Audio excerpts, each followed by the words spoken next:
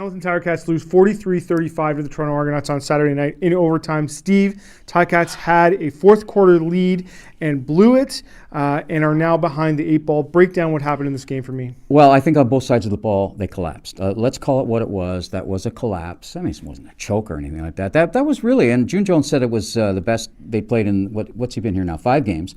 I think it's probably the best game they played all year, particularly for 47 minutes.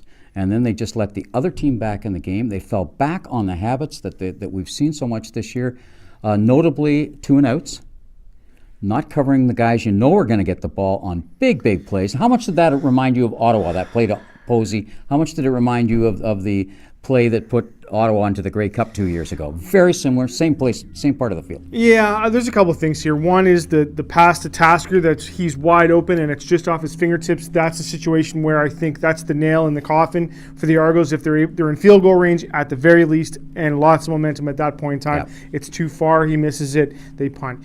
The play to Posey, third and 15 or third 17. and 17? 17 yards to the right side of the field where it went last year, to the open side, or 2 years ago. A lot of pressure on Ray. He rolls out to the right-hand side, and June Jones described it as they let go of coverage in the back end because they were worried about the run. At third and 17 with Ricky Ray, right? And you've done a great job all game, actually, on the run. That was, I mean, their theory this week was basically stop Wilder and let Ricky beat you. And guess what happened? Yeah, well, Ricky beat you. Well, yes. And for the most part, looked like the right strategy. I was with them all the way. Well, and they contained Wilder. I thought the defense played very well until that fourth quarter, and in those situations where they really need to have it. And the offense played as good as they've played all year. First time all season they've scored more than 30 points, except in the fourth quarter where they go 2-and-out, 2-and-out, 2-and-out. Five times in a row. Including the overtime. Right. 5 times 2-and-out. Well, I guess the overtime wasn't really a 2-and-out. I think there was a 1 in there. But that was essentially a 2-and-out because you have to score and you have to score 8 points. 9 out of the last 11 penalties in the game went to Hamilton. And I would say most of them, if not all, were deserved. Well, close to most of them. Wait a second. Let's talk about some of the things that happened in this game because there was the pass interference call on DeMond Washington on the SJ Green that went to replay and was ruled pass interference. I think there are a lot of questions about that particular play. There was the call with the fumble call where Simone Lawrence bats the ball out of bounds, and that is ruled still Toronto possession. And then finally on that catch by Posey in the end zone that ties the game, it didn't look to me like the command center reviewed that. Yeah. And I think when you looked at the replay, I'm not saying it happened. I'm saying it was possible that the end of that ball touched the ground before he secured it. I would have liked to have seen a couple more replays, and it was certainly one of those calls where you could have understood, given the fact that command centers looked at almost everything this year, that taking a few minutes to look at that wouldn't have been beyond the realm of possibility. I mentioned earlier, Drew, that a lot of the faults they had in the first 8 games, what did they have? One of the things they really had trouble with in the first 8 games was reacting positively to a negative thing that happened to them that wasn't their fault. Even if all 3 of those, and I tend to agree with you, should have gone their way, the reactions to it, right? You got to make the play after that. You have to make the play after that. All right, a couple things. The Ticats are still not out of playoff contention. It means more or less that the Argos are out of reach. The Ticats are going to have to win their last 5 games, have the Argos lose their last 4 to pass the Argos in the standings. The Argos now on the tiebreaker. So I think you have to now say the division is out of reach. The Red Blacks falling apart, speaking of collapses, to the Riders last night, on Friday night, gives the Ticats the opportunity to still catch Ottawa.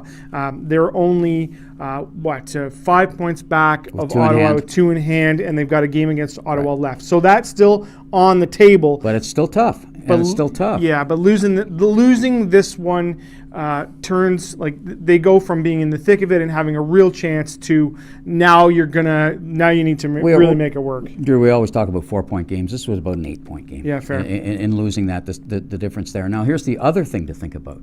Think of how all Ticat fans and coaches and players felt after Ottawa blew the game on Friday night. Mm-hmm. Hey, we got these guys. Yep. That's Ottawa right now. Absolutely. And we talked about the fact that they have very little margin for error, and this was an error, right? And they when you go 0-8 to begin the season, you can't do things like this. That's right. And you're right. This whole thing is in a larger context, which is in that first 8 games. And this one, it was there. How can you play your best game of the year and lose. Yeah. You know, when you've lost 9 times already. Here's another thing, if I can add this. Where's home field advantage here? Yeah, what? Not 1 in 10 now? Yeah, 2 years basically. There's something here.